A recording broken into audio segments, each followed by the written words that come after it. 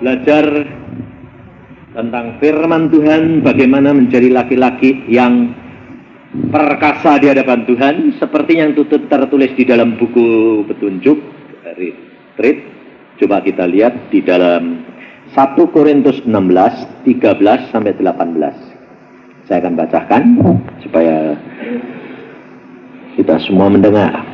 Berjaga-jagalah, berdirilah dengan teguh dalam iman, bersikaplah sebagai laki-laki, dan tetap kuat. Lakukanlah segala pekerjaanmu dalam kasih.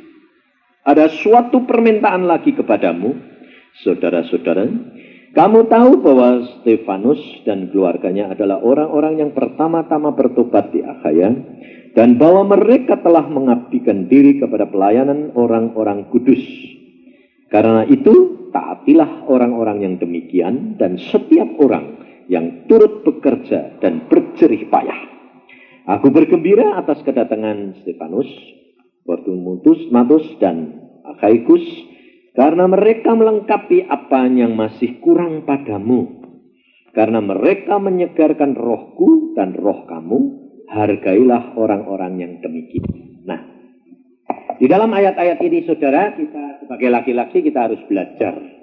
Kita tadi sudah menyanyi bersama-sama bahwa laki-laki yang takut akan Tuhan itu upahnya gede. Saya yakin, saudara semua tahu loh. Tahu loh? Hah? Ada yang bilang belum tadi.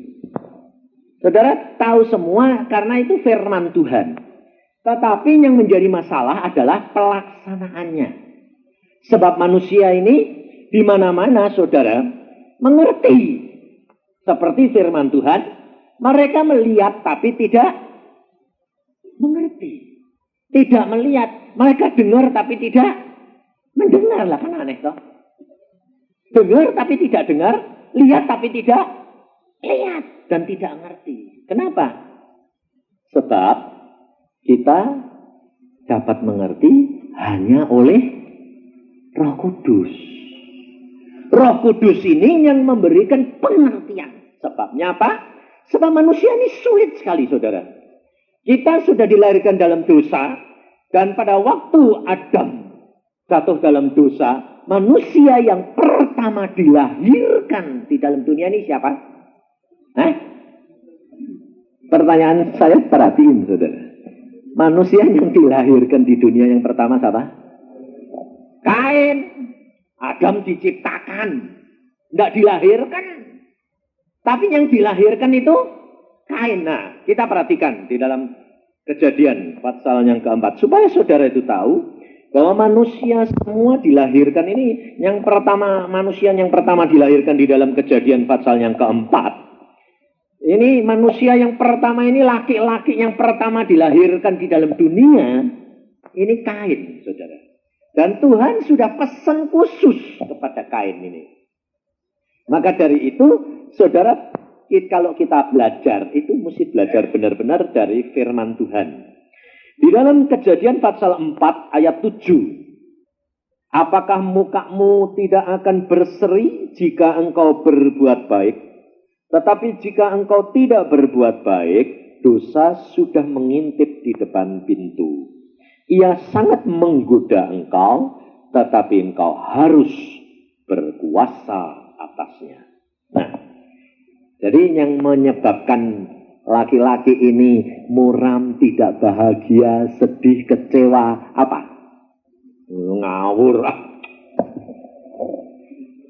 Tidak berbuat baik, bukan dosa. Apakah di sini jelas? Ya, makanya ini tadi benar tak? Kamu sudah dengar saya baca tak? Hah? Dengar tak? Tapi tidak dengar tak? Loh, ini praktek. Kalau kita kumpul gini, kalau laki-laki gini ini enak. Enaknya apa? Sharing. Ngerti ya? Jadi setiap perkataan ini saya saja yang bicara. Saya minta respon dan saya minta perhatian saudara. Loh ya tak? Seperti yang saya katakan tadi, kamu dengar tapi tidak mendengar. Lihat tapi tidak melihat. Nah ini praktek ya. Saya sudah baca. Apakah mukamu tidak akan berseri jika engkau berbuat baik? Loh, saya tanya, apa yang menyebabkan mukamu muram? Dosa lo. Karena engkau tidak berbuat pada siapa? Istrimu terutama. Loh, sebabnya kita ini saudara hari ini khusus mau jadi laki-laki yang takut akan Tuhan supaya istrinya seperti toko anggur yang subur loh. Lah, kira-kira kalau laki-laki ini takut Tuhan, subur itu buahnya banyak, asam atau manis? Manis. Kira-kira kalau buah asam, mukamu jadi apa? Kalau buahnya asam, pasti mukamu muram. Tapi kalau manis, begitulah. Loh, ini Alkitabiah enggak? Nah, sebetulnya yang menyebabkan buahnya itu asam atau manis siapa? Ini loh, saudara, laki-laki ini paling susah ngaku. Gengsi ini kegedean. Siapa di antara saudara kalau engkau salah mengerti sama istri, mau datang pada istri? Maaf ya, aku yang salah. Siapa coba? Ini jujur. Karena apa? Ini orang Australia. Yang angkat tangan ini orang Australia. Kenapa? Dia sudah dididik di sana untuk jujur apa adanya. Tetapi orang Asia, terutama orang Cirebon, Jakarta, Bandung, susah luar biasa. Kenapa? Dari kecil anak laki sudah dewakan. Kalau anak laki-laki yang lahir, orang tuanya bilang apa? Pesta. Tapi kalau anak perempuan bilang, aduh perempuan loh. Nggak kurang ajar itu. Maka dari itu saudara, kita tidak sadar bahwa segala sesuatu itu dimulai dari yang terkecil. Yesus berkata apa? Barang siapa setia dalam perkara yang terkecil, ia akan diberi tanggung jawab yang besar. Ini kita tidak belajar. Nah, maka dari itu saudara, kita harus belajar dari siapa? Yesus. Jangan yang lain. Jangan dari hamba Tuhan. Sebabnya apa? Hamba Tuhan manusia biasa. Pasti kecewa kamu. Kenapa? Termasuk saya. Kalau saudara lihat saya, loh, mamanya model saya, loh, ini kok bajunya dilinting-linting kayak gini, loh. Itu kan saya sok-sokan, betul enggak? Loh, saudara bisa nilai gitu enggak? Bisa toh? Padahal kok tidak tahu sebabnya apa tak linting.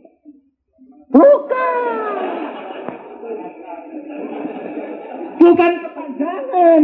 Masalahnya begini. Nah, ini salah satu contoh yang sederhana. Ini tadi saya pakai begini. Lalu saya dua-dua sudah begitu ketemu Ade. Ade ini kan bekas bintang film. Jadi penampilan itu kan selalu diperhitungkan. Nah, apa itu benang kancing saya tuh bukan bekas, bukan lepas, itu loh kelebihan. Terus dia bilang, Pak, benangnya Pak, benang apa? Tak tarik, kancingnya copot. Saya bilang, Dek, gara-gara kamu, Dek, ini nanti aku khotbah mesti tak linting ini. Tapi saya mau gini, Dek. Lalu bilang, waduh Pak, ya enggak apa-apa, saya bilang. Karena apa? Karena kita itu biasa, karena setiap orang tergantung daripada kebiasaannya, sifat dan perangainya. Nah, kalau orang model saya terlalu masa bodoh. Penampilan saya tidak pernah urus. Sebab apa? Sebab saya sebagai hamba Tuhan selalu berkata, saya ini cuma jongos. Nah, sekarang saya tanya, jongos itu ngurusi diri sendiri atau ngurusi saudara? Hah? Ngurusi orang lain. Jadi dirinya kurang diperhatikan. Tapi kebalikan, ada sekarang jadi hamba Tuhan, tapi karena bekas mantan bintang film, terbawa-bawa penampilan mesti itu indah lah. Saudara ini mantan apa? Hah? Loh, mantan apa? Mantan bujangan, ini penting ya. Maka dari itu kita harus belajar dari Yesus. Yesus ini laki-laki, saudara. Yesus ini anak laki-laki Allah. Dan dia datang ke dalam dunia untuk memberi contoh untuk saudara dan saya. Bagaimana menjadi seorang laki-laki yang diperkenan oleh Allah dan manusia. Maka dari itu kita harus belajar dalami benar-benar perkara Yesus. Di dalam ayat tadi dikatakan di dalam 1 Korintus 16 ayat 13. Kita harus teguh berdiri dalam iman. Iman yang bagaimana? Iman saudara kepada siapa? Yesus toh? Nah, kalau saudara tidak dalami tentang Yesus, saudara akan mengenal Yesus enggak? Kalau saudara tidak mengenal Yesus secara pribadi, bagaimana saudara bisa berdiri teguh dalam iman saudara? Dan Yesus engkau tidak dapat dalami tanpa engkau membaca kejadian firman Tuhan dari Kejadian sampai Wahyu. Karena Yesus itu firman Allah. Maka dari itu, pokok pangkal saudara yang menjadi pusat adalah baca Alkitab. Masukkan firman ini setiap hari untuk saudara dan saya. Karena ini pangkal. Kalau saudara tidak mau melakukan itu, saudara tidak pernah kokoh. Ini caranya kerja Tuhan. Kalau firman kau masukkan, kerap kali kamu tidak tahu. Kerap kali kamu tidak mengerti. Baca firman tidak arti, tidak apa-apa. Baca saja, baca saja. Nanti lama-lama kalau kamu ulang seperti seorang anak. Yang pertama kali baca pelajarannya. Ngerti tidak? Tapi saudara kalau ngomongi sama anak-anakmu bilang apa? Gak apa-apa, baca saja. Ulangi lagi. Lama-lama ngerti tidak? Ngerti tak? Nah ya, ngajari anaknya pinter. Tapi ngelakukan sendiri tidak. Ada seorang anak disuruh bapak. Nak, belajar yang pinter. Anaknya jawab apa? Lah papa sendiri kok tidak belajar pinter. Lah justru itu, karena papa tidak bisa jadi sarjana. Karena dulu malas. Jadi papa kepingin anaknya. Lah ngaku anaknya bapakku malas apalagi aku. Kira-kira saudara malah senang atau malah marah? Ya dah?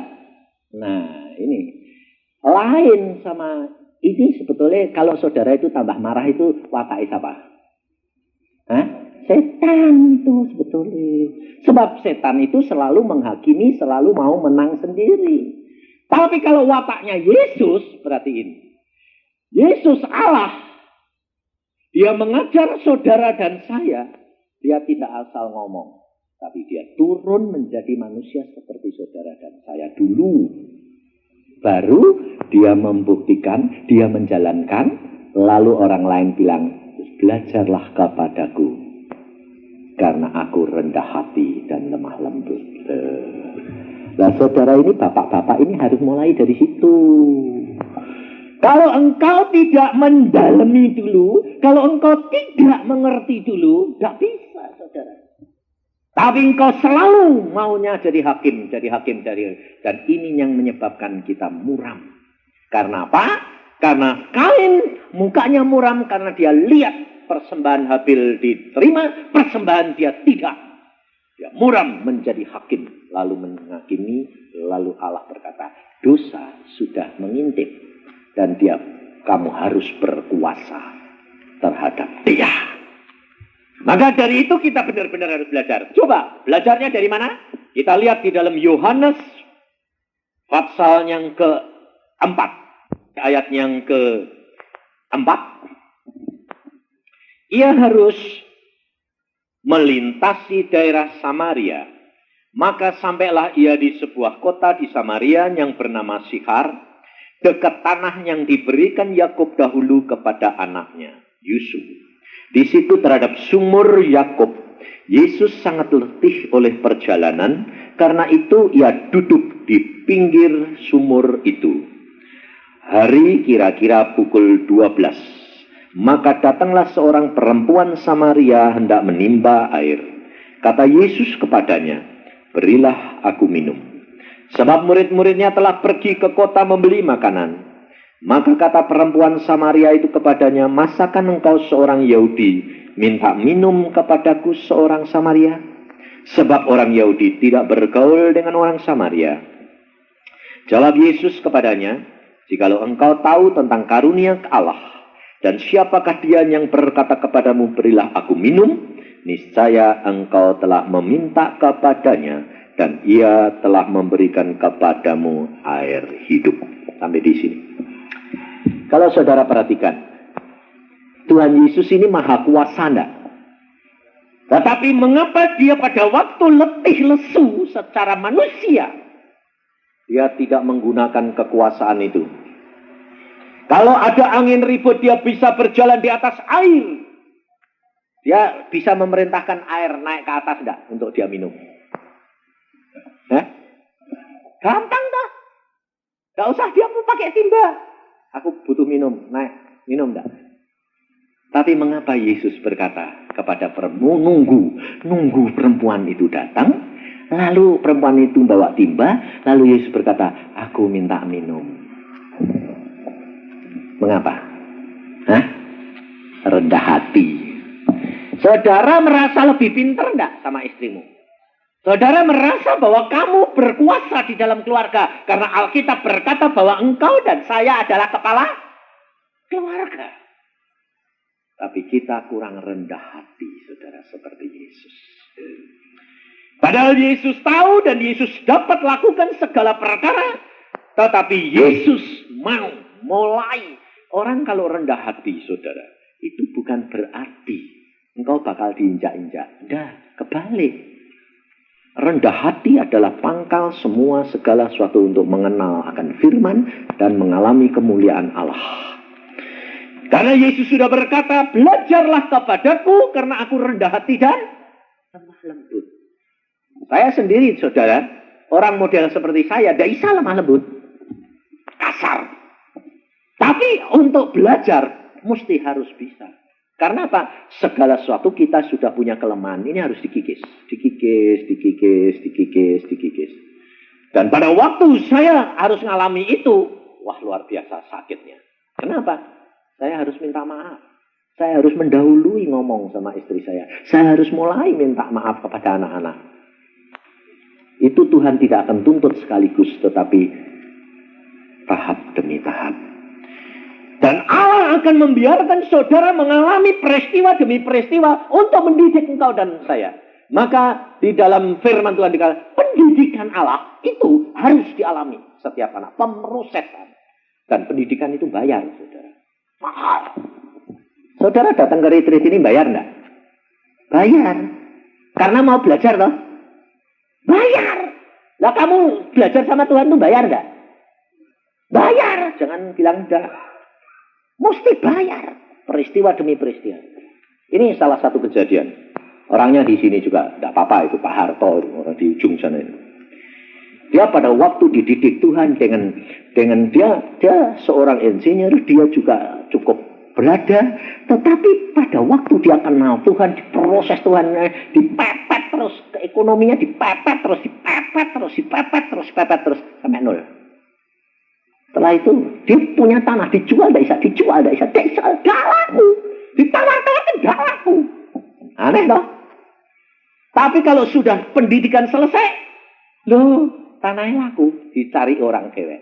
Lah, setelah laku duitnya banyak, wah ya beli mobil, punya mobil baru, guys. Demikian punya mobil baru, jam sembayangnya dikurangi. Karena apa? Urusi mobil. Ya dah, kotor diisi-isi. Kotor diisi-isi. 2 hari 5 kali ditabrak orang mobilnya. Sampai brodol semua. Nah, itu pendidikan. Dia bilang, waduh mahal. Pendidikan Tuhan itu mahal. Nah, saya sendiri juga ngalami. Saya baru dia 2 minggu yang lalu ngalami. Saya mau berangkat ke sini di Sukabumi ini. Baru jalan macet, semua berhenti, saya berhenti. Di depan saya ada Daniel orang persekutuan juga. Di mobil dia di depan box, saya di belakang dia. Berhenti semua. Kita muji Tuhan, nyanyi-nyanyi, ngomong sama anak Tuhan, Pak Hidayat. Tahu-tahu bis di belakang saya yang berhenti juga. Tagil mau nyelip, sana ada mobil, banting saya ditabrak. Bilo. Mobil kecil saya Forza ditabrak bis gede ini sakit itu gajah. Mencelat, saudara. Mancelat mas nabrak mobil depan saya. Masuk hidungnya. Lah kapnya kan langsung cium. Jadi mau melengkung gitu. Saya bilang, aduh. Secara manusia saya jengkel enggak? Nah, nah, saudara tahu enggak kalau hamba Tuhan manusia biasa? Jangan dikira malaikat. Lalu kalau gitu, puji Tuhan, enggak apa-apa, kok enak. Jadi jangan dikira kalau saya ini juga lalu, wah, enggak apa-apa, puji Tuhan. Enggak enak, saya bilang, turun. Bertanggung jawab, saya bilang. Jangan seenakmu. Tapi untungnya, sopirnya ini ngaku, coba enggak, tak. Ngaku, dia enggak marah. Dia mungkin karena dia tahu saya gede. Saya langsung, turun sini. Saya bilang, tanggung jawab. Saya bilang, maaf Pak, saya yang salah. Nah, saya lihat gitu, langsung seperti diguyur es. Saya, ya mau apa ya? Saya bilang, Tuhan ini bagaimana? Mau apa biaya sopir, gajinya kecil. Kalau suruh ganti, nanti kan tidak makan istri anaknya. Ngomong gitu dia ngomong. Pak, kalau saya suruh ganti semuanya tidak makan, istri anak saya. Loh lah. Makanya itu hati-hati. Saya bilang, kamu tahu tidak anak istrimu itu tergantung kamu? Saya bilang, iya Pak. Sudah, tenang. Saya bilang, ini pokoknya persisnya apa? Tuhan itu luar biasa. Terjadi begitu, persis di depan bengkel ketok. Jadi saya tidak usah lari kemana-mana. Di luar masuk situ, dilurusin saya bilang, supaya saya bisa jalan. Kalau tidak bisa, ini kan tidak bisa jalan, ini retreat, saya mimpin retreat dan rusak, ini bubar nih. Tapi di situ damai sejahtera tetap ada dan tidak kehilangan. Ini loh saudara. Ini yang penting. Sebab di dalam masalah kamu menghadapi musibah, menghadapi angin badai, menghadapi segala perkara, kalau damai sejahtera ini tetap ada, kamu bisa mikir tenang, kamu bisa bijaksana, kamu bisa rileks. Betul kan? Bawa damai. Nyatanya pada waktu saya buka diketok, orangnya ngetok sampai pada ngomong. Wah Pak, biar Tuhan yang bales ya Pak. Kamu kok bisa ngomong gitu? Saya bilang, ya susah ketemu orang seperti Bapak. Wong gini kok ndak marah, ndak minta ganti lagi. Bayangin. Jadi di situ mereka semua itu merasa ya bijaksana ya. Kok mau tahu ya orang kecil loh. Bayangin saudara. Kemuliaan Allah akan dinyatakan di dalam kehidupan kita. Nah, kalau hal itu terjadi dalam diri kita harus periksa, saudara. Kita harus periksa diri kita. Jangan lalu bilang, enggak apa-apa, puji Tuhan nanti diganti. Diganti kalau Tuhan itu sudah mengajar kita, kalau kita sudah sadar. Tetapi saudara harus ingat, setiap tindakanmu harus bayar. Setiap pelajaran dan pengajaran Tuhan harus bayar harga itu. Dan daging kita, kantong kita harus keluar, saudara. Jangan saudara mempunyai anggapan, Yesus kan sudah mati di atas kayu salib. Aku berbuat dosa, lalu bertobat, sudah dong dihukum. Enggak ada hukuman, kok enak. Saya bilang, secara daging engkau harus bayar harga itu.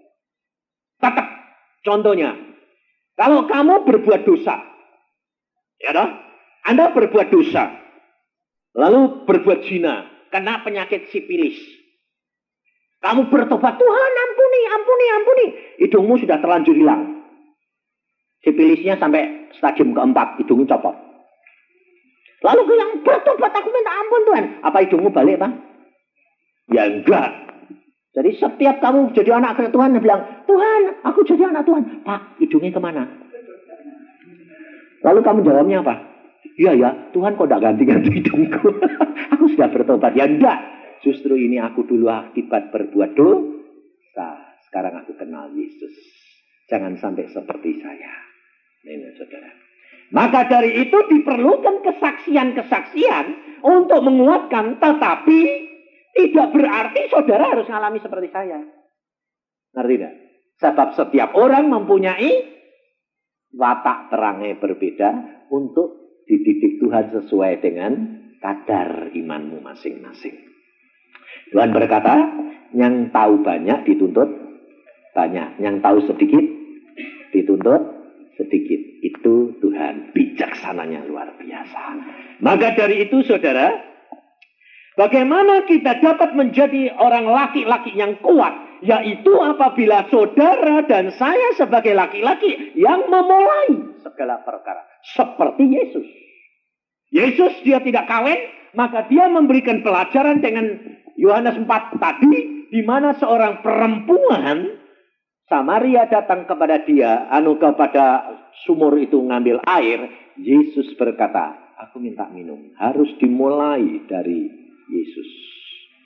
Keselamatan saudara dan saya dimulai dari Yesus. Bukan dari saudara. Kalau saudara dan saya mengenal Yesus itu anugerah. Karena Yesus yang memanggil saudara dan saya. Yesus berkata apa? Tidak ada seorang pun dapat datang kepadaku tanpa dipanggil oleh Bapa. Ini anugerah. Tetapi setiap anugerah yang Allah berikan kepada saudara dan saya tergantung engkau. Engkau kembangkan seperti talenta itu engkau kembangkan atau tidak tergantung saudara. Saudara terima, saya terima. Tapi Allah lihat, kalau engkau mampu dikasih 5, kamu dikasih 5. Kalau engkau dilihat tidak mampu dikasih cuma 3, 4, 2, 1. Tapi coba, kalau saudara terima cuma 1, saya terima 5. Banyak mana?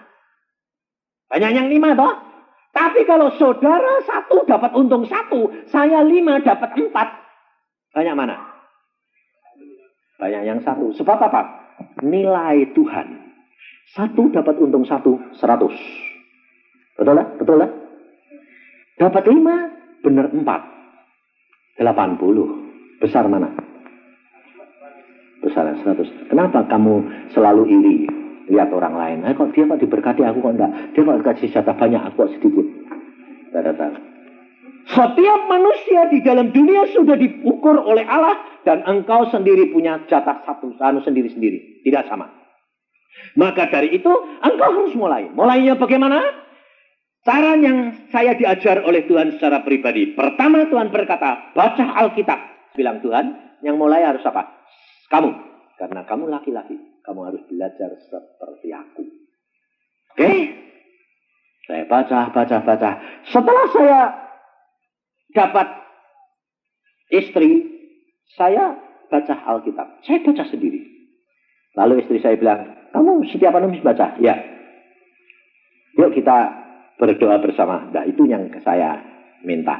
Doa sama, harinya, waktunya sama, tetap. Ini saudara harus mulai. Kalau saudara tidak mulai, engkau tidak akan sampai kepada apa yang Yesus kehendaki. Kita gengsi kerap kali. Kerap kali itu aneh. Laki-laki ini ya aneh juga. Diminta berdoa, mimpin malah tidak bisa. Gak bisa, kamu jalan. Malah yang sembahyang istrinya atau anaknya. Aneh enggak? Kamu harus belajar seperti aku. Oke? Saya baca. Setelah saya dapat istri, saya baca Alkitab. Saya baca sendiri. Lalu istri saya bilang, kamu setiap hari baca? Ya. Yuk kita berdoa bersama. Nah itu yang saya minta. Doa sama, harinya, waktunya sama, tetap. Ini saudara harus mulai. Kalau saudara tidak mulai, engkau tidak akan sampai kepada apa yang Yesus kehendaki. Kita gengsi kerap kali. Kerap kali itu aneh. Laki-laki ini ya aneh juga. Diminta berdoa, mimpin malah nggak bisa. Gak bisa, kamu jalan. Malah yang suruh sembahyang istrinya atau anaknya. Aneh enggak? Saya tanya, saudara ini sudah mulai mimpin keluargamu sembahyang apa enggak? Nggak usah sama anak-anak, sama istri saja orang 2 sembahyang bareng. Coba, siapa yang sudah mulai berdoa bersama? Berapa ini? Wah, puji Tuhan, sudah separuh ini ya. Yang separuh di mana ini? Masih ketinggalan? Hah? Sendiri-sendiri berdoanya. Waduh, sendiri-sendiri. Nah, sekarang saya tanya Pak, kenapa kok sendiri-sendiri Pak? Karena dia di Bandung, saya di Jakarta. Itu lain. Tapi apa sebabnya saya katakan bahwa dia sembahyang sendiri-sendiri? Saya tahu sekarang. Anda sembahyang enggak jamnya sama. Jamnya sama. Sama-sama. Nah, itu sama-sama. Itu bukan sendiri. Sebab di dalam roh kita bertemu di hadirat Allah. Di depan Allah ada jarak enggak? Saudara nanti tahu. Di surga itu lidahmu kamu pakai enggak? Enggak. Sebab lidah ini kotor luar biasa. Pujian sembah itu luar biasa. Kamu ngerti orang lain ngomong itu melalui seperti Tuhan itu ngomong, tahu aku maksudnya Tuhan, gitu loh saudara. Maka di dalam saudara Bapak ini Jakarta sama luar kota, doa dalam waktu yang sama. Itu tidak sendiri. Dan itu Tuhan hadir di tengah-tengah dia. Lalu laki-laki yang lain di mana ini? Kenapa tidak sembahyang bareng? Kenapa tidak berani mimpin sembahyang? Malu toh? Ayo jujur. Masih malu? Kapan engkau mulai? Lihat, perhatikan saudara. Di Jakarta ada seorang yang dia seorang pengusaha pembuka real estate. Dia tidak pernah sembahyang bareng sama istrinya. Dan dia juga tidak pernah memimpin. Pada saat dia dengar firman, saya bilang, mulai, kamu akan melihat kehidupan keluargamu lain daripada biasanya. Dan itu harus engkau bayar lakukan firman, berdoa bersama dengan istri. Bagaimana caranya Pak? Jamnya tetapkan jam berapa? Lalu kamu berdoa, istri berdoa. Kalau kamu berdoa, istrimu dukung. Kalau istrimu berdoa, kamu dukung. Mulai, lakukan. Kau akan melihat kemuliaan Allah dinyatakan. Dia lakukan. Tapi ternyata istrinya tidak mampu. Wah, saya tidak bisa Pak. Ngantuknya bangun pagi itu susah buat saya. Tapi suami berkata, oke, kalau kamu tidak bisa, kamu bangun sebentar, turun sembahyang, mau tidur lagi, tiduran. Nah, berjuang. Dia bilang, aku mesti lakukan dulu. Dia bangun jam 4, bangun terus. Sampai kadang-kadang kalau sudah 2-3 kali ngantuknya luar biasa, terpaksa dia mesti ke belakang. Masukkan kepalanya dulu di bak. Supaya kedinginan dari bangun. Dan dia sembahyang. Lalu istrinya mulai malu dan dia bilang, aku ikut ya. Baru sembahyang 5 menit sudah ngantuk sama jengking sama ngorok. Terus suaminya bilang, tidak apa-apa Tuhan, ampuni ya Tuhan. Dia tidur di hadiratmu kok. Dan ini dilakukan apa terjadi saudara? Luar biasa. Pengertian dia dengan istrinya mulai tambah lama, tambah mengerti. Sebab apa? Sebab Allah hadir di tengah-tengah mereka. Allah memberikan pengertian akan pikiran suami. Pikiran istri ditransfer kepada dia. Dan setelah itu berkat-berkat mengalir luar biasa, saudara. Dia punya usaha, dia mengatakan begini, Pak, saya ini tidak pernah Pak dapat proyek sebesar ini. Karena selalu proyek saya itu tidak lebih dari 500 juta. Tidak berani Pak saya.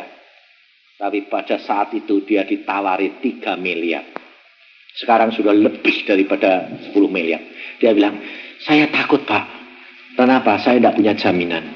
Tapi pada waktu saya berdoa, Tuhan berkata, jangan takut, aku menyertai kamu. Tuhan, aku tidak punya modal sebesar itu. Aku akan atur. Aneh enggak, saudara? Justru dia didatangi bank-bank. Pada waktu tidak seperti sekarang ketat. Pada waktu itu longgar luar biasa. Bank cari nasabah. Datang semua. Dia bilang, aku punya proyek tapi aku tidak punya modal ini. Oh, tidak apa-apa. Ayo, aku ikut. Kamu pinjam saya. Bayangin. Semua ditutup oleh bank. Dan sekarang dia sudah puluhan miliar. Dan dia berkata, hebat Allahku. Dan pada saat dia mulai diberkati, lalu mulai ngantuk, mulai malas karena banyak berkat. Waktu ketemu sama saya, Tuhan ngomong sama saya begini. Ingatkan, dia nanti 3 bulan yang akan datang tidak bisa bayar kreditnya kalau dia tidak tetap setia. Waktu itu saya katakan, kamu kurang setia ya? Mulai ngaret kamu ya? Oh iya, kok tahu Pak? Tuhan ngomong, saya bilang. Suruh negor kamu. Iya Pak. Hati-hati kok ya. Kamu lihat, mulai ngaret bulan ini, penjualanmu laku berapa? Sebulan cuma laku 2 Pak. Biasanya si puluhan, ini 2 Pak. Karena kamu undur daripada Tuhan. Lalu dia bertobat minta ampun, dan dia tekan setia. Lalu bagaimana caranya? Ngomong sama dirinya. Kalau mulai ngantuk, kamu bilang, harus sangkal diri. Ikut, belajar, bayar. Naik. Lagi, lalu dia berkata, hebat Tuhan. Memang semuanya itu harus dari kita juga. Karena ada harga yang harus kita bayar untuk lakukan segala perkara. Yesus sudah memberi contoh. Mulai rendah hati. Engkau mulai daripada keluargamu ini harus mulai dari laki-laki. Layani. Tapi saudara sudah biasa dilayani. Sehingga saudara selalu mintanya apa? Harus begini. Saudara tidak bisa kalau tidak saudara yang mulai. Sebab apa? Sebab kita ini punya kelemahan. Contohnya. Seorang laki-laki yang dia selalu hidupnya watak dan perangainya keras. Pasti dapat istri yang lembut. Tapi kalau seorang suami yang hatinya lembut, pasti dapat istrinya keras. Ayo, betul enggak? Kenapa hal itu diberikan Tuhan begitu? Sebab Tuhan tahu ada kekurangan yang ada di dalam kamu ditutup oleh pasangan. Tapi saudara harus tahu. Contohnya seperti saya sendiri ini. Saya orangnya keras. Istri saya lembut. Tapi orang yang lembut itu apakah hatinya lembut, sikapnya lembut, atau hatinya bisa keras enggak? Bisa. Ternyata istri saya itu bukan keras baja. Saya ini kerasnya keras baja. Istri saya itu per. Tahu per? Ya toh? Per itu ditekuk ya, nurut.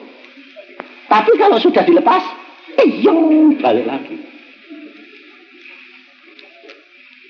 Sama. Saudara juga begitu toh. Kadang-kadang saudara nurut, turuti, ya toh? Tapi ngeper. Kalau sudah istri di depan istri sih bilang ini, iya mah, gitu dah. Tapi di luar istri, perempuan. Taunya memang suka dibohongi, betul nggak? Jujur ini, laki-laki model Anda ini, loh, jujur, betul nggak? Loh, kalau kita itu membohongi istri itu kita bohongi siapa sebetulnya? Bohongi diri sendiri. Sebab Yesus itu melihat, saudara tahu. Istri tidak lihat, tapi Yesus lihat.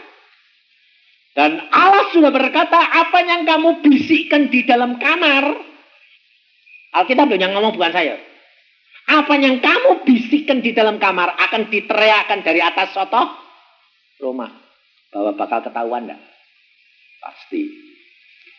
Contohnya, saya ngalami. Pada waktu saya sebelum hamba Tuhan, saya masih jadi dokter.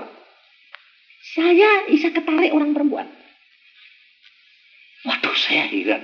Loh, Tuhan, umur saya ini mulai pada waktu itu 40. Saya bilang, loh aneh sih Tuhan. Kok kepengen pacaran lagi? Wah, repot ini. Ada peribahasa. Muda kedua. Ada. Puber toh. Puber kedua. Ini kok aneh Tuhan. Kok kepengen pacaran ini? Saya bilang, lalu Tuhan bilang, itu biasa. Loh, kok biasa? Bagaimana sih itu? Ayo jujur, saudara ini ngalami enggak? Sudah punya istri, tapi kalau lihat yang pernah punya model gini yang lalu ketemu lagi, tergerak enggak? Hah? Iya dong. Nah, jujur itu baik. Ini banyak yang enggak jujur. Lalu gitu tuh kamu tutupi atau lapor Tuhan. Nah,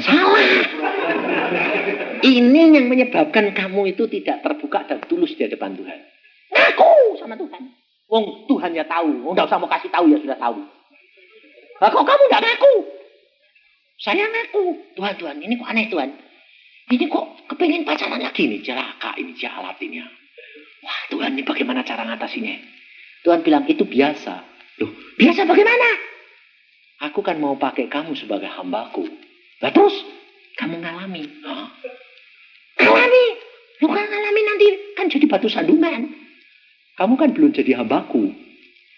Jadi kalau masih jadi dokter, kalau ngalami enggak apa-apa. Wah payah ini aku bilang gitu. Kalau kamu sudah jadi hambaku ngalami gitu repot. Betul enggak?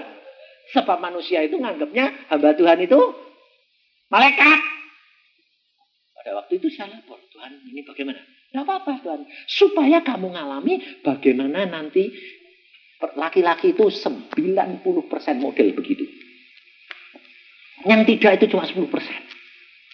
Kalau laki-laki tidak begitu, pasti dia kecantol duit. Mata duitan. Makanya dia tidak butuh perempuan. Karena hobinya duit. Itu mesti. Dan aneh saudara. Saya pada waktu itu ketarik. Saya ngomong sama Tuhan, Tuhan ini repot Tuhan. Ini istriku tahu repot ini. Tuhan bilang, lu istrimu tahu. Hah? Siapa yang ngasih tahu? Aku. Hah? Dan benar saudara. Istri saya itu bangun pagi bilang gini, mesem-mesem. Tidur bangun dia bilang, aku tahu. Loh, tahu apa? Kamu main-main. Hah? Sama siapa? Dia bilang, perempuannya model begini, rambutnya begini, tahu semuanya. Repot dah. Apa yang kamu omongkan, apa yang kamu lakukan tadi malam Tuhan buka video itu. Saya tanya, terus kamu bagaimana? Aku tidak marah, justru aku kasihan sama kamu. Kenapa? Karena kamu sebetulnya tidak mau, tapi kamu harus ngalami itu. Kenapa kamu bisa menerima? Tuhan beritahu, doakan. Karena dia suamimu dan ini rencanaku untuk dia supaya mengerti, jangan menghakimi.